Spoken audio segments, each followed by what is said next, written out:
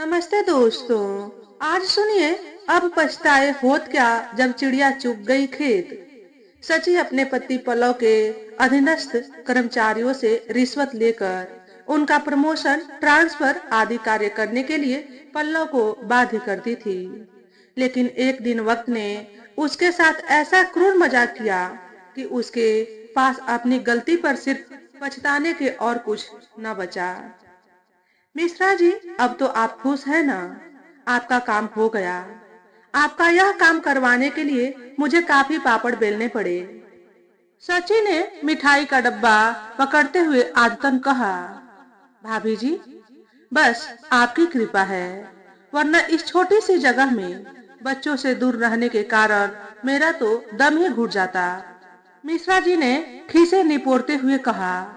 सच्ची की निगाह मिठाई से ज्यादा लिफाफे पर टिकी थी और उनके जाते ही वह लिफाफा खोलकर रुपए गिनने लगी। 20,000 के नए नोट देखकर चेहरे की चमक दोगुनी हो गई थी। सची के पति पल्लव ऐसी जगह पर कार्यरत थे कि विवाह का कोई भी पेपर, चाहे वह ट्रांसफर का हो या प्रमोशन का या फिर विभागीय खरीदारी से संबंधित, बिना उनके दस्तखत के आगे नहीं बढ़ पाता था। बस इसी का फायदा सची उठाती थी।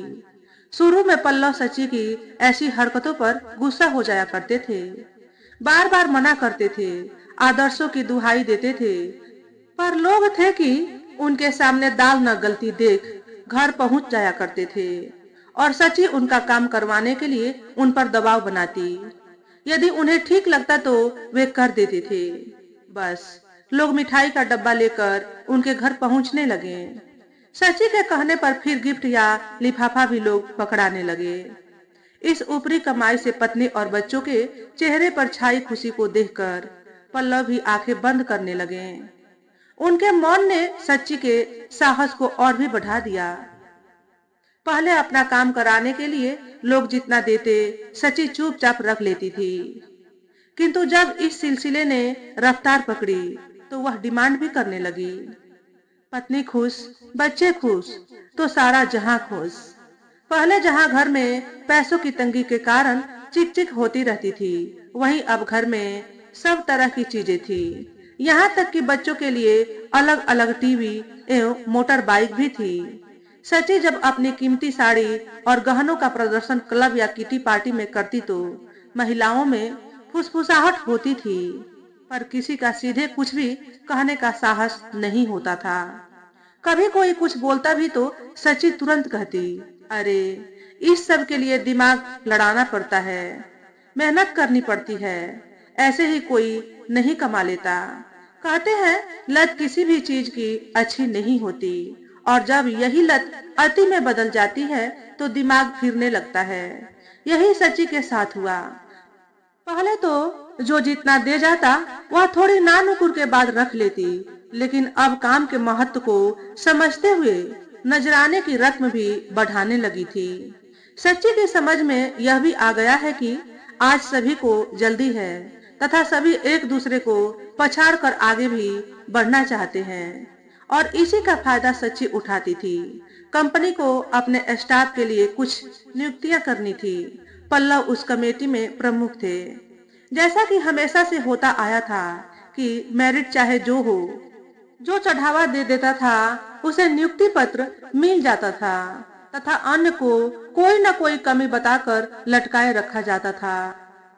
एक जागरूक प्रत्याशी ने इस धांधली की सूचना सीबीआई को दे दी और उन्होंने उस प्रत्याशी के साथ मिलकर अपनी योजना को अंजाम दे दिया। वह प्रत्याशी मिठाई का डब्बा लेकर पल्लव के घर गया। उस दिन सच्ची कहीं बाहर गई हुई थी, अतः दरवाजा पल्लव ने ही खोला। उसने उन्हें अभिवादन कर मिठाई का डब्बा पकड़ाया और कहा, सर सेवा का मौका दे। क्या काम है? पल्लव ने प्रश्नवाचक नजर से उसे देखते हुए पूछा। सर, मैंने इंटरव्यू दिया था। तो क्या तुम्हारा चयन हो गया है? जी हाँ सर, पर नियुक्ति पत्र अभी तक नहीं मिला है। कल ऑफिस में आकर मिल लेना, तुम्हारा काम हो जाएगा।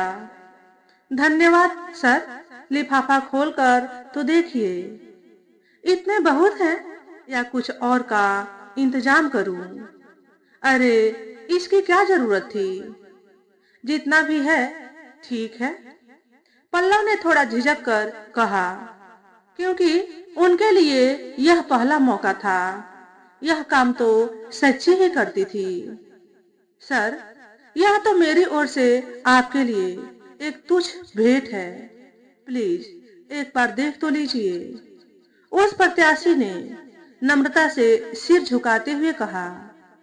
पल्लव ने रुपए निकाले और गिनने शुरू कर दिए।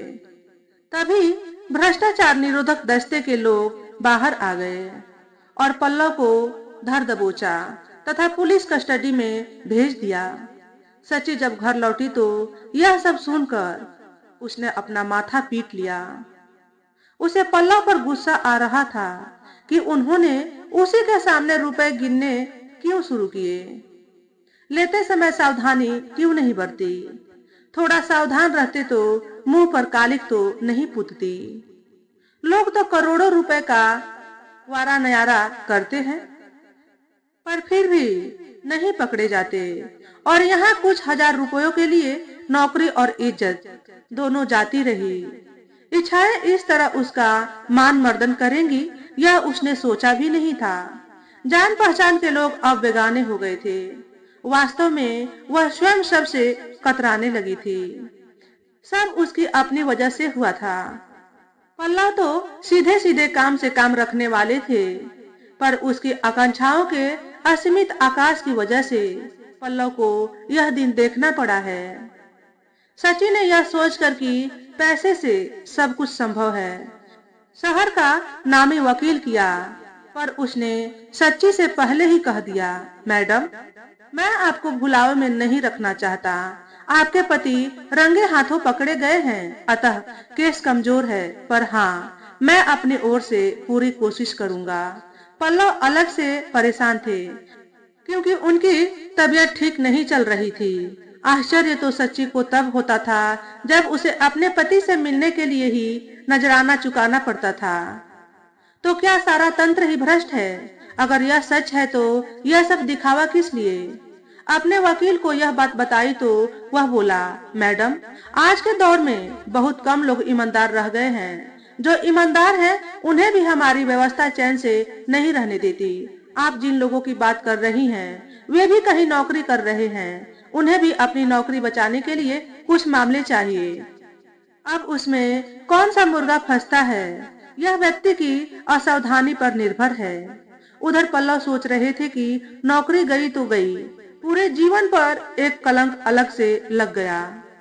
जिन बीवी बच्चों के लिए मैंने यह रास्ता चुना, वही उसे अब दोष देने लगे हैं। सची तो चेहरे पर झुंझलाहट लिए मिलने आ भी रही थी, पर बच्चे तो उनसे मिलने तक नहीं आए थे। क्या सारा दोष उन्हीं का है? कितने अच्छे दिन थे जब सच्ची के साथ विवाह करके वह इस शहर में आए थे। ऑफिस जाते समय सच्ची उनसे शाम को जल्दी आने का वादा ले लिया करती थी। दोनों की शामें कहीं बाहर घूमने या सिनेमा देखने में गुजरती थी। अक्सर वे बाहर खाकर घर लौटा करते थे। हाँ, उनके जीवन में परेशानी तब शुरू हुई जब विनीत पैदा हुआ।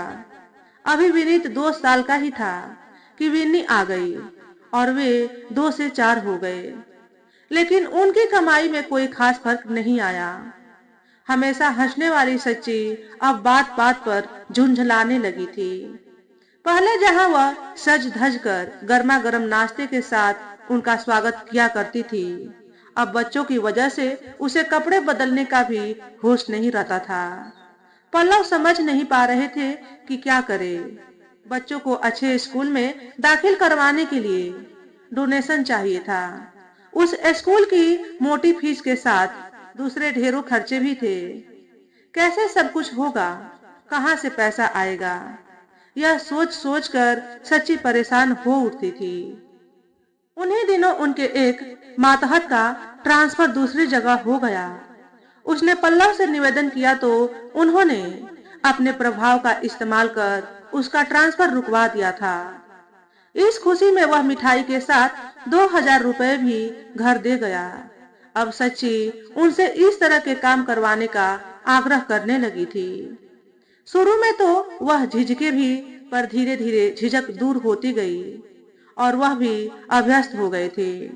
ऊपर की कमाई के पैसों से सच्ची के चेहरे पर आई चमक उन्हें सुकून पहुंचा जाती थी। साथ ही बच्चों की जरूरतें भी पूरी होने लगी थी। खूब धूमधाम से उन्होंने पिछले साल ही विनी का विवाह किया था। विनीत भी इसी वर्ष इंजीनियरिंग कर जॉब में लगा है। अच्छी भली जिंदगी चल रही थी कि एकाएक वर्षों की मेहनत पर ग्रहण लग गया। तब पल्लव को भी लगने लगा था कि भ्रष्टाचार तो हर जगह है, अगर वह भी थोड़ा बहुत कमा लेते हैं तो उसमें क्या बुराई है। फिर वह किसी से मांगते तो नहीं। अगर कुछ लोग अपना काम होने पर कुछ दे जाते हैं तो यह तो भ्रष्ट आचरण नहीं हुआ। लगता है उनके साथ किसी ने धोखा किया है या उन्हें जानबूझकर फंसाया गया है।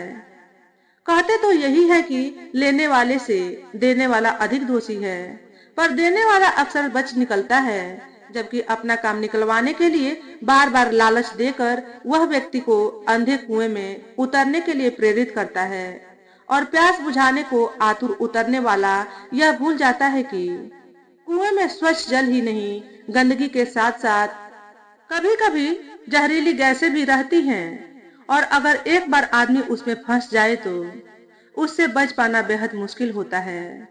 बच भी गया तो अपाहिजों की तरह जिंदगी बितानी पड़ जाती है। अब पल्लव को महसूस हो रहा था कि बुराई तो बुराई है, किसी के दिल को दुखाकर कोई सुखी नहीं रह सकता।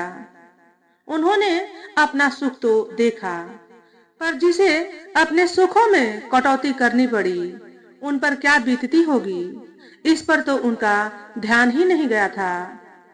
मानसिक द्वंद के कारण पल्लव को हार्ट अटैक पड़ गया था। सीबीआई ने अपने अस्पताल में ही उन्हें भर्ती कराया, किंतु हालत सुधरने के बजाय बिगड़ती ही जा रही थी। सच्ची जो इस घटना के लिए, सारी परेशानी के लिए उन्हें ही दोषी मानती रही थी, उनकी बिगड़ती हालत देखकर परेशान हो उठी। पहले जब सच्ची ने पल्लव की बिगड़ती हालत पर सीबीआई का ध्यान आकर्षित किया था, तो उनमें से एक ने हंसते हुए कहा था, डोंट वरी मैडम, सब ठीक हो जाएगा। यहाँ आने पर सबकी तबीयत खराब हो जाती है। उस समय उसकी शिकायत पर किसी ने ध्यान नहीं दिया, लेकिन दूसरे दिन जब वह मिलने गई तो पल्लव को सीने में दर्द से तड़पते पाया। सच्ची से रहा नहीं गया और वह सीबीआई के सीनियर ऑफिसर के केबिन में दंदनाती हुई घुस गई तथा गुस्से में बोली, आपकी कस्टडी में अगर पल्लव की मौत हो गई तो लापरवाही के लिए मैं आपको छोड़ूंगी नहीं। आखिर कैसे हैं आपके डॉक्टर जो वास्तविकता और नाटक में भेद नहीं कर पा रहे हैं। सच्ची की बातें सुनकर वह सीनियर अधिकारी पल्लव के पास गया और उनकी हालत देखकर उन्हें नर्सिंग होम में शिफ्ट कर दिया, पर तब तक देर हो चुकी थी। डॉक्टर ने पल्लव को भर्ती तो कर दिया, पर अभी वह खतरे से खाली नहीं थे। रोते रोते सच्ची की आंखें सूज गई थी। कोई भी तो उसका अपना नहीं था। ऐसे समय बच्चों ने भी शर्मिंदगी जताते हुए आंखें फेर ली थी। इस दुख की घड़ी में बस उसकी छोटी बहन बीभा जब तक उससे मिलने आ जाया करती थी, जो बहन को समझा बुझाकर कुछ खिला जाया करती थी। सच्ची टूट एवं थक चुकी थी। जाती भी तो जाती कहाँ। घर अब वीरान खंडहर बन चुका था, अतः वह वहीं अस्पताल में स्टूल पर बैठे पति को एकटक निहारती रहती थी। पल्लव को सांस लेने में शिकायत होने पर ऑक्सीजन की नली लगाई गई थी। सदमा इंसान को इस हद तक तोड़ सकता है, आज उसे महसूस हो रहा था। पति की हालत देखकर सच्ची परेशान हो जाती, पर कर भी क्या सकती थी। पल्लव की यह हालत भी तो उसी के कारण हुई है। मन में हलचल मची हुई थी, तर्क वितर्क चल रहे थे। कभी पति को इतना असहाय उसने महसूस नहीं किया था। दोनों बच्चे अपनी अपनी दुनिया में मस्त थे। पल्लव की गिरफ्तारी की खबर सुनकर उन दोनों ने अफसोस करना तो दूर, शर्मिंदगी जताते हुए किनारा कर लिया था। पर बीमार पल्लव को देखकर रहा नहीं गया तो एक बार फिर उनकी बीमारी के बारे में उसने बच्चों को बताया। विनी ने रटा रटाया वाक्य दोहरा दिया था। मम्मा, मैं नहीं आ सकती। डैड की वजह से मैं घर के सदस्यों से नजर नहीं मिला पा रही हूँ। आखिर डैड को ऐसा करने की आवश्यकता ही क्या थी? आना तो दूर, कुछ ऐसी ही प्रतिक्रिया विनीत की भी थी। सच्ची समझ नहीं पा रही थी कि क्या करे। बच्चों के मन में पिता के प्रति बनी छवि ध्वस्त हो गई थी। पर क्या वह नहीं जानते थे कि पिता के इतने कम वेतन में उनकी सुरसा की तरह नित्य बढ़ती जरूरतें व इच्छाएं पूरी नहीं हो सकती थी। सची को अपनी कोख से जन्मी संतानों से नफरत होने लगी थी। कितने स्वार्थी हो गए हैं दोनों।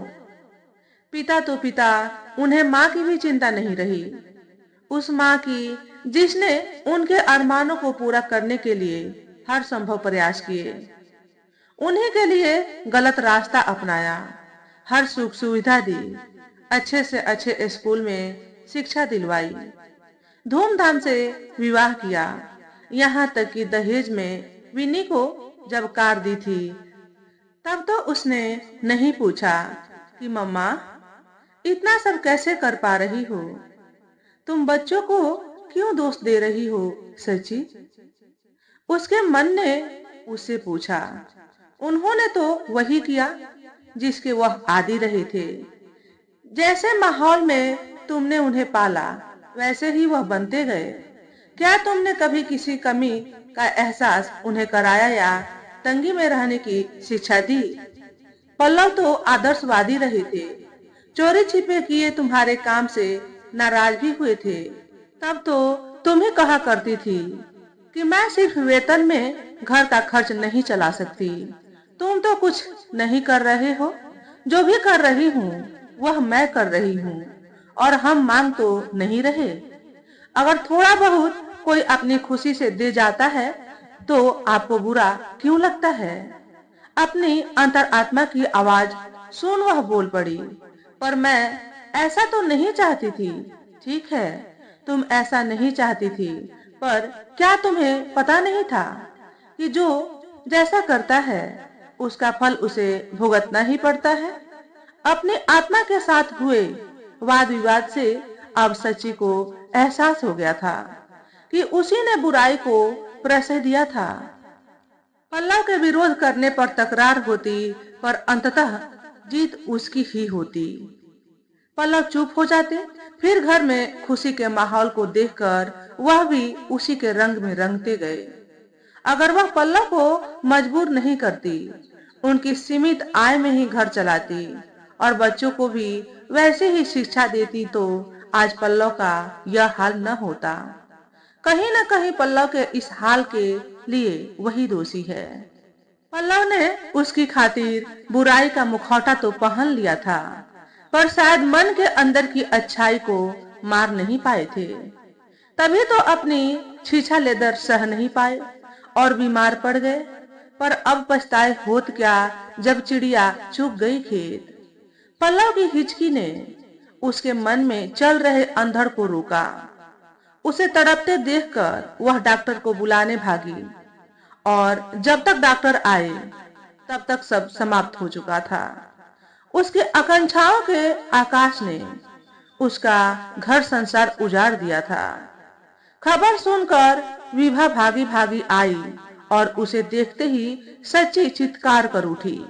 पल्लव की मौत के लिए मैं ही दोषी हूँ, मैं ही उनकी हत्यारिन हूँ।